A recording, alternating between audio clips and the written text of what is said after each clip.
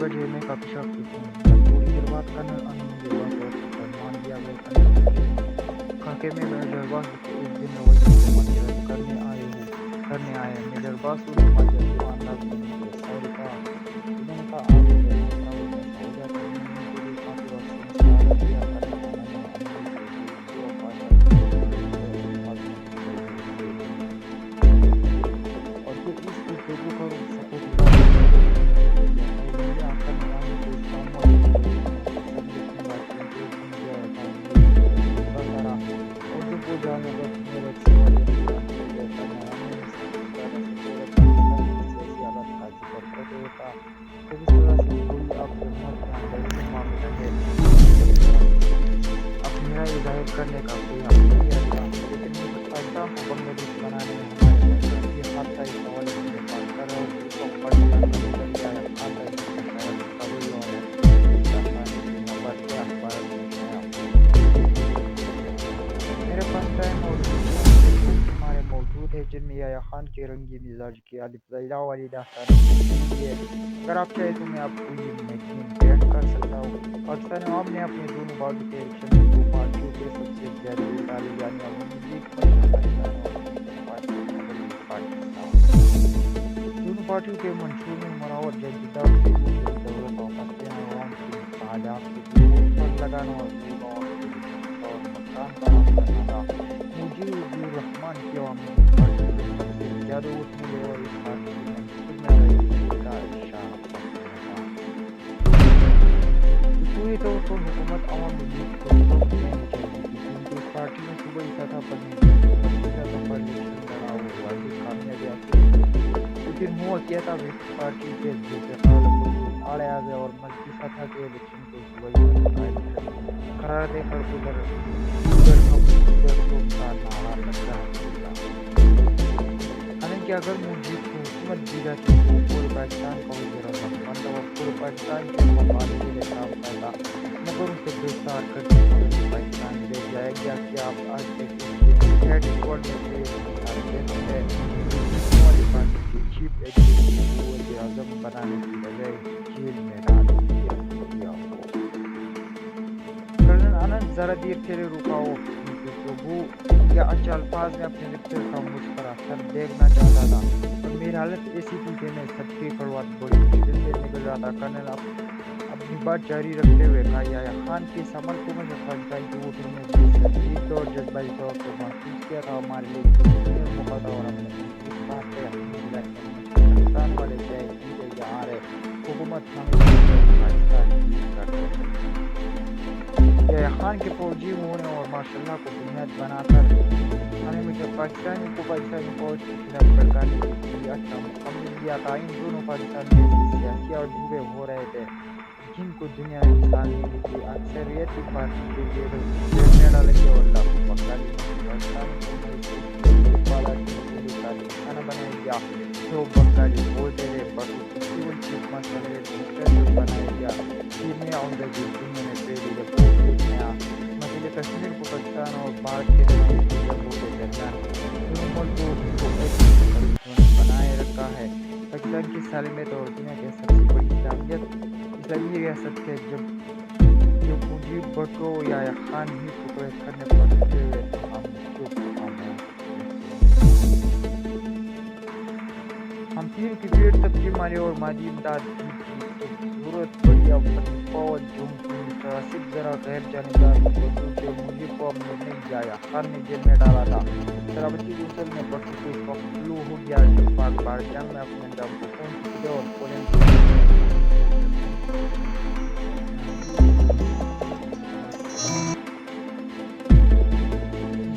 جنگ بندی دونوں ملک کے افواج کی واپسی کی سرحدوں میں جانا اور پاکستان کا تصدیق کرنے کا کہا گیا اس قرارداد کو دونوں فوج یعنی روس اور امریکہ کی تائید حاصل ہے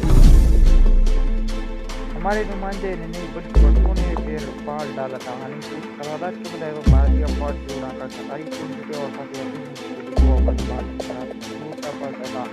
جبکہ پاکستانی افواج میں پاکستان میں پاکستان کا پانی اتار پر بمقدار خرچ کرنا بہت زیادہ پاکستان افواج کو ہتھیار ڈالنے نہ پڑتے اور نئی 90,000 جنگی قیدی بنتے مگر بٹو نے ذلت خواری منظور کر لی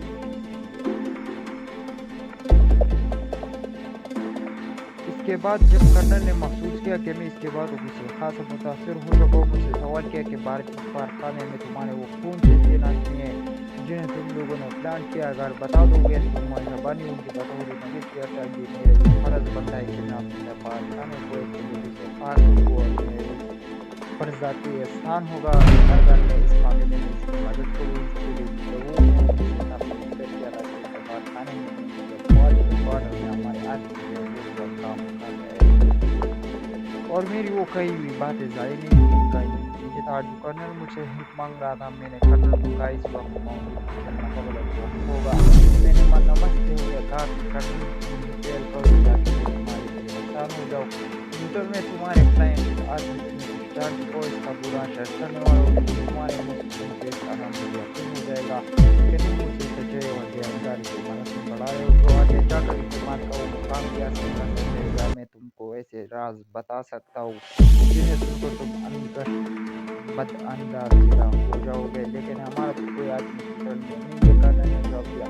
اتنی معمولی بات کو جسے میں جان چکا ہوں کرنے سب تم مجھ سے چھپانا چاہتے ہو تو تمہاری مرضی اس کے بارے میں بات نہیں کروں گا لیکن میں اس سے جان چکا ہوں اس کے بے جان جسم کا تحفہ تمہیں ضرور بھیجوں گا میں نے لاپرواہی برت کے ہوئے کرنل سے کہا کرنل آنند نے سر بستراز اسے کھولنے کے لیے پہلی سیڑھی پر پہلا قدم اٹھایا پڑتے دیکھا تو اس نے تین طرف بدلا سننے کے میرے علاج میں ہونے کے وقت میں کیا مجھے بھگوان کی صحبت میں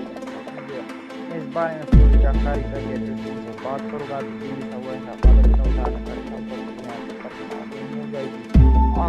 اگر میجر نے ایسا کوئی آدمی انگیج کیا ہے تو اسے فوراً بتا دیا جائے گا کرنل میرا تو پوبیزے کی دھمکی سے ڈر گیا تھا اس بات سے میرا یقین پہنچا ہوئی کہ کوئی آدمی نے ضرور پلان کیا گیا ہے میں نے اسے اندھیر میں تیر چلایا تھا نشانے پر لگا تھا کرنل کے جانے کے بعد میں دیوتا ہوں آپریٹر کے کمرے میں جو اسے پانچ کیا دیکھے تاکہ آپ کے علاقات والے ڈرون کارڈ کی تفصیل چاہیے اس نے پیسے جیب میں رکھے اور ساری لسٹ نکال کر میرے سامنے رکھی اس کی ڈیوٹی سیکنڈ ٹائم تھی اس لیے میں نے اسے لسٹ کی اور اسے اگلے دن اس کی ڈیوٹی کے دوران واپس کرنے کا وعدہ کرتے ہوئے اپنے کمرے میں ساتھ لے گیا بھارتی سفارتخانے کے نمبر ڈائریکٹری سے نکالے اور لسٹ کے ساتھ ملانے لگے اس کو دوپہر دیر رات 11 بجے بھارتی سفارتخانے کی کال ہوئی تھی اور کال ہوئی تھی اور کرنل والا صفائی سے تعلق رکھتا تھا اس کی ڈیوٹی سیکنڈ شفٹ میں تھی میں اس کا استفادہ کیا تو بات چل کے ڈیوٹی پر نہیں آیا اور اس کے بعد جب تک میں کٹھمنڈ میں رہا ہوں مجھے دوبارہ نظر نہیں آیا اور نوٹل سے اپنی واجب بات نہیں آیا تھا کرنل آنند سے اگلی میٹنگ کے دوران میں نے کہا کہ تم مجھے ٹرک کو بیچنے کی زحمت سے بچا لیا اس ہاؤس گینگ کی جان بچ گئی کرنل نے کچھ چینین سے آنتے ہوئے کہا کہ ہماری تعریف تو کرو کے بعد میں ہم بھی بہت چیز ہے میں کٹھمنڈ میں رہتے ہوئے بہت تنگ آ چکا تھا اب پاکستان جانے والی پر ہر رات میں اپنے محکمے سے کہتا کہ مجھے پاکستان واپس بلا لے لیکن ہر بار یہ جواب آتا کہ تمہیں جلدی واپس بلا لیا جائے گا لیکن جلد میں اب جا رہے تھے میرے گروپ دشمن کا یہ راستہ کر جا رہا تھا گزر جا رہی تھی اس دوران مہاجر کے نمائندے میرے پاس آتے رہے اپنی مشکلات بتاتے رہے کہ پاکستان جانے والے مہاجر خوش لیا اور پریشان ہوئی کہ پاکستان جا کر بیشتر سامان کے عالم کیا کریں گے میں نے انہیں بتایا کہ سب کو بتا دوں کہ ہر فلائٹ میں جانے والے مہاجر کو 3,000 پاکستانی روپے پیکج انہیں مل جائے گی یہ سن کر سب خوش ہو گئے پھر گنج سے لے کر کٹھمنڈ تک وہ مہاجر چین کے فلیٹ میں نام دیا اور انہیں 2,000 جمع کروانے کی تعریف دے دی گئی کیا کہ اگر انہوں نے پیسے میں جمع کروائے تو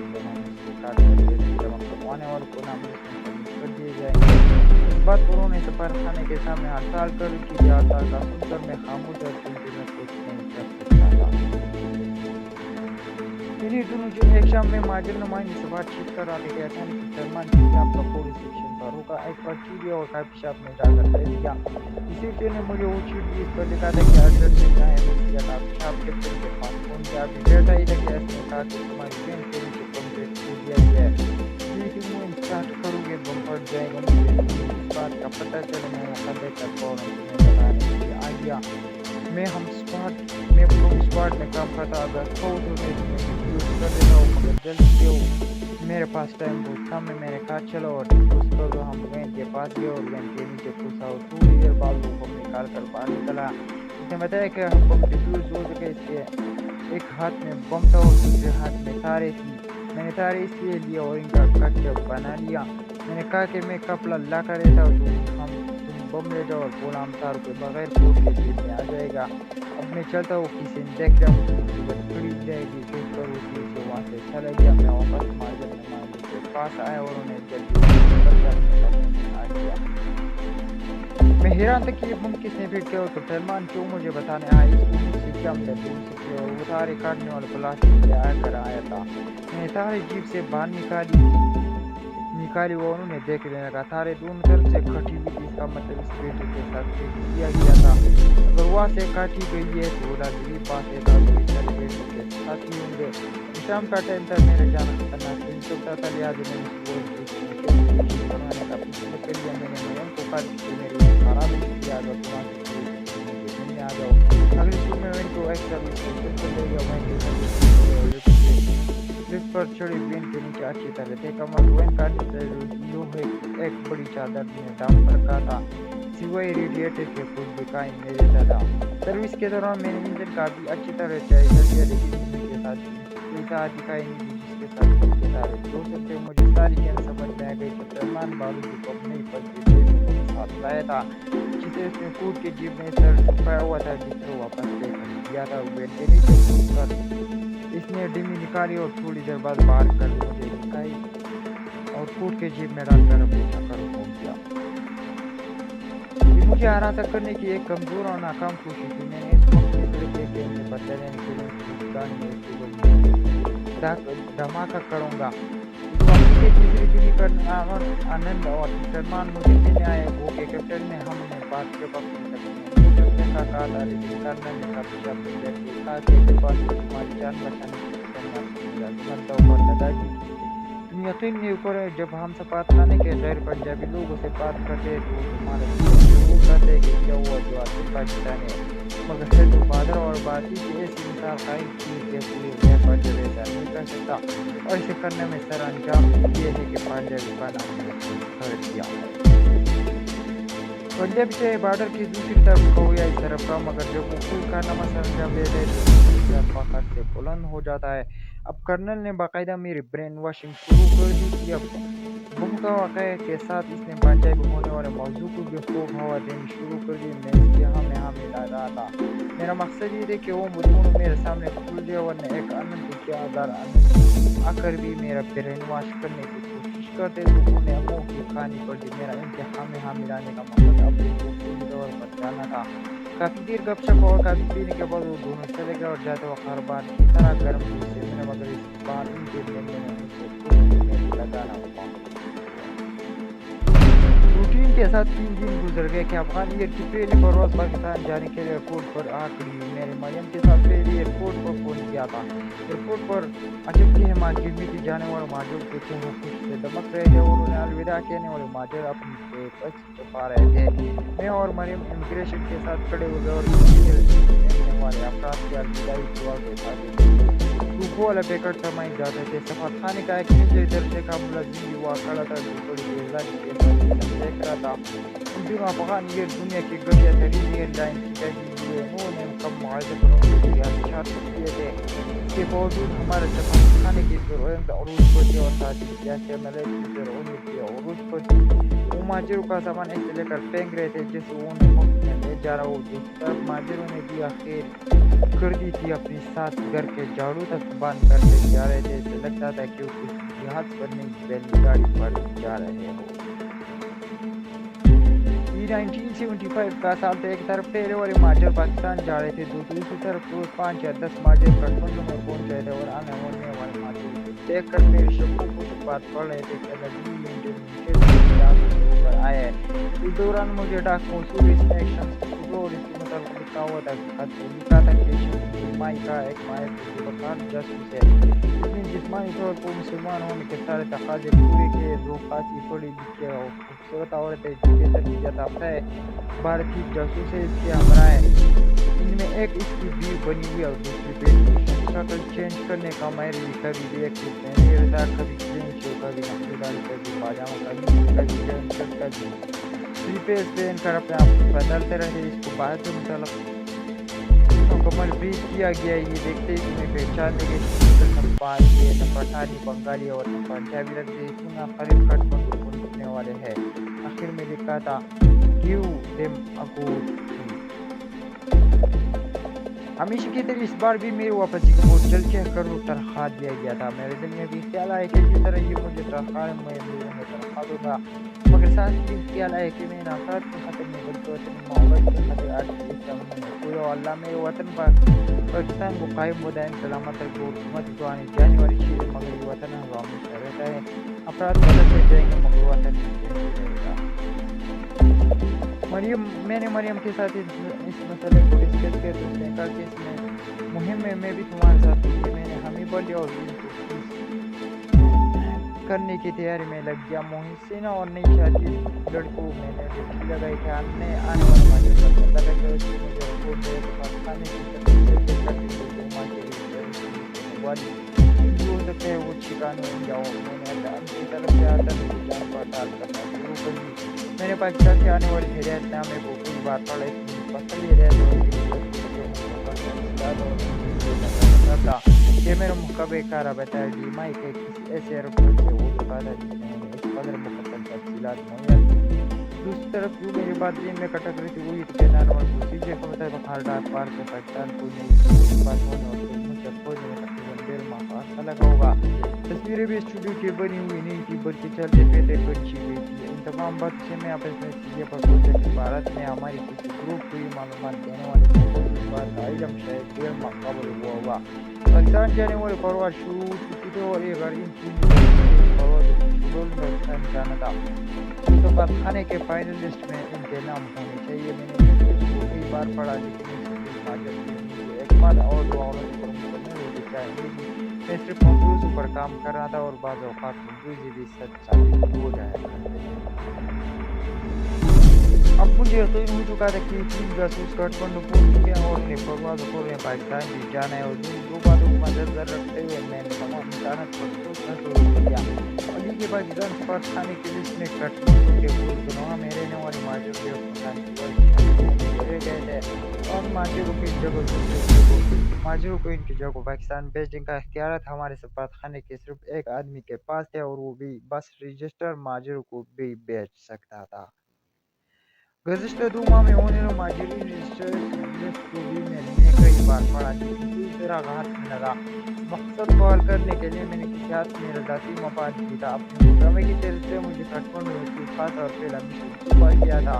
وہ نامی رہت یہ ملی تھی. میں نے کٹمنڈو میں آج تک جو بھی کیا صرف اپنی جواب پر کیا تھا. اس میں مجھے اپنے محکمے کی طرف سے کوئی ہدایت نہیں ملی تھی. اگر کسی کو میں کامیابی سے انجام دے دیتا تو میں اپنے محکمے پر زور دے کر پاکستان جا سکتا ہوں.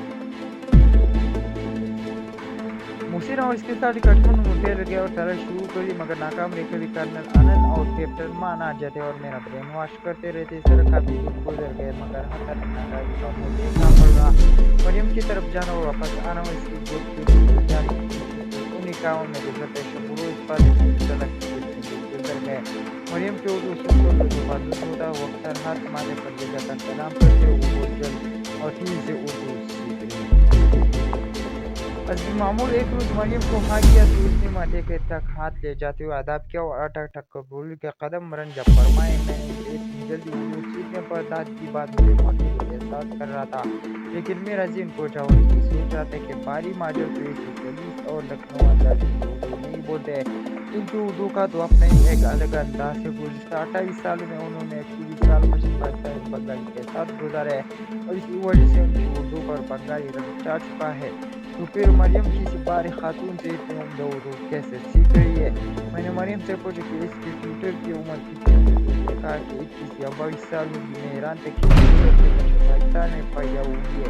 اور جس کے گھر میں بھی بہاری اور بنگالی پولی اردو بولی جاتی ہے.